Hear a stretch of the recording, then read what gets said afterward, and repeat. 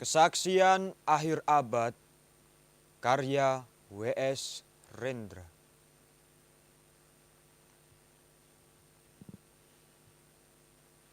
Ratap tangis menerpa pintu kalbuku.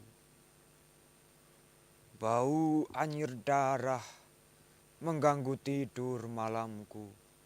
Oh, tikar tafakkur.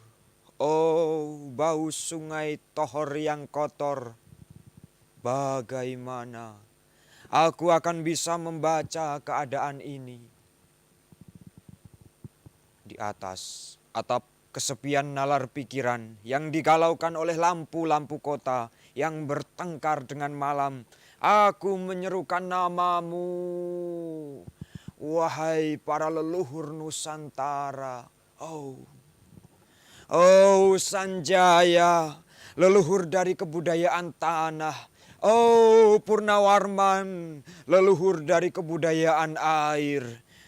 Kedua wangsamu telah mampu mempersekutukan budaya tanah dan air. Oh Resi Kuturan. Oh Resi Nirarte. Empu-empu tampan yang penuh kedamaian, telah kamu ajarkan tatanan hidup yang aneka dan sejahtera yang dijaga oleh Dewan Hukum Adat. Oh, bagaimana aku bisa mengerti bahasa bising dari bangsaku kini? Oh, Kajau Lalido, bintang cemerlang tanah Ugi, negarawan yang pintar dan bijaksana, telah kamu ajarkan aturan permainan di dalam benturan-benturan keinginan yang berbagai ragam di dalam kehidupan. Ade, bicara, rapang dan wari. Oh, lihatlah wajah-wajah berdarah dan rahim yang diperkosa, muncul dari puing-puing tatanan hidup yang porak-poranda. Kejahatan kasat mata tertawa tanpa pengadilan, kekuasaan kekerasan berak dan berdahak di atas bendera kebangsaan. Oh, anak cucuku di zaman sibernetik. Bagaimana akan kalian baca prasasti dari zaman kami? Apakah kami akan mampu menjadi ilham kesimpulan, ataukah kami justru menjadi sumber masalah di dalam kehidupan?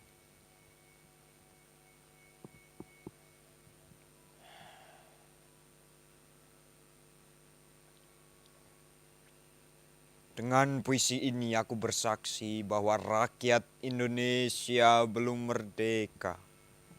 Rakyat yang tanpa hak hukum bukanlah rakyat merdeka. Hak hukum yang tidak dilindungi oleh lembaga pengadilan yang mandiri adalah hukum yang ditulis di atas air. Bagaimana rakyat bisa merdeka bila polisi menjadi aparat pemerintah dan tidak menjadi aparat hukum yang melindungi hak warga negara? Bagaimana rakyat bisa merdeka bila birokrasi negara tidak menjadi aparat rakyat, melainkan menjadi aparat pemerintah yang berkuasa?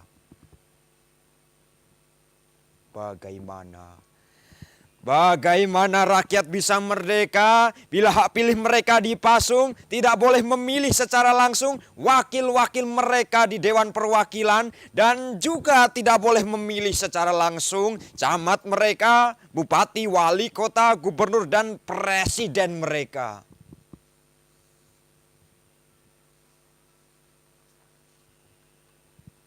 Dan partai-partai politik menganggap rakyat hanya abdi partai yang dinamakan massa politik partai, kaula partai, atau hamba partai.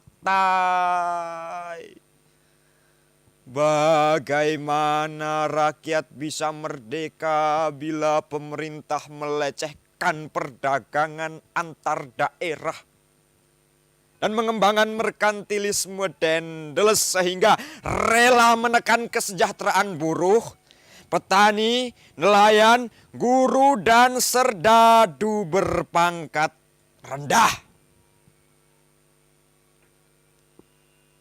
Bagaimana rakyat bisa merdeka bila provinsi-provinsi sekadar menjadi tanah jajahan pemerintah pusat?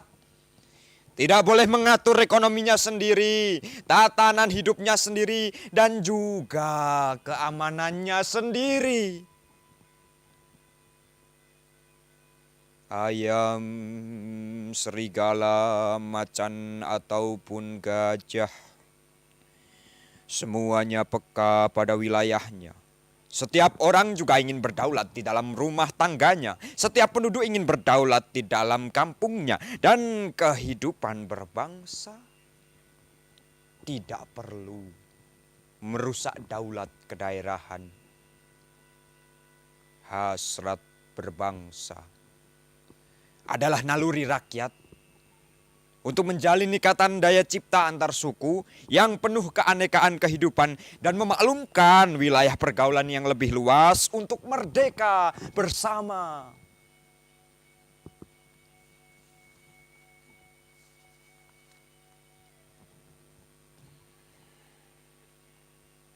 Tetapi lihatlah selubung kabut saat ini.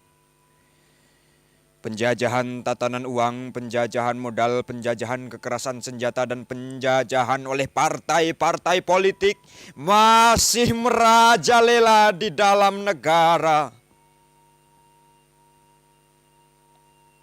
Dengan puisi ini aku bersaksi bahwa sampai saat puisi ini aku tanda tangani, para elit politik yang berkedudukan ataupun yang masih di jalan tidak pernah memperjuangkan sarana-sarana kemerdekaan rakyat. Mereka hanya rusuh dan gaduh memperjuangkan kedaulatan golongan dan partainya sendiri. Mereka hanya bergulat untuk posisi sendiri.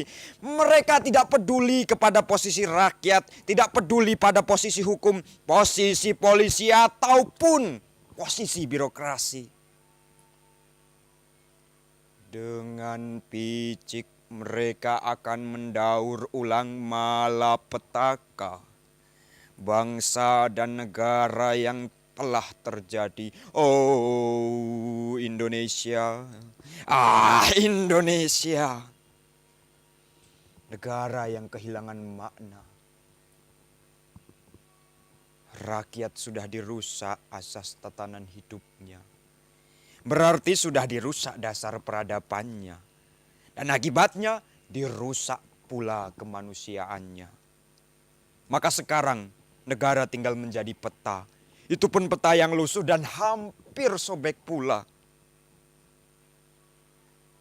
Pendangkalan kehidupan bangsa telah terjadi. Tata nilai rancu, dusta, pencurian, penjarahan, dan kekerasan halal. Manusia sekadar semak belukar yang gampang dikacau dan dibakar. Paket-paket pikiran yang murah dijajakan. Penalaran, amarah yang salah, mendorong rakyat terpecah belah. Negara tidak mungkin kembali diutuhkan tanpa rakyatnya dimanusiakan. Dan manusia tak mungkin menjadi manusia tanpa dihidupkan hati nuraninya. Hati nurani adalah hakim adil untuk diri kita sendiri. Hati nurani adalah sendi dari kesadaran akan kemerdekaan pribadi. Dengan puisi ini aku bersaksi bahwa hati nurani itu meski dibakar tidak bisa menjadi abu. Hati nurani senantiasa bisa bersemi meski sudah ditebang putus di batang. Begitulah fitrah manusia, ciptaan Tuhan yang Maha Esa. Candi Cetho, 31 Desember 1999.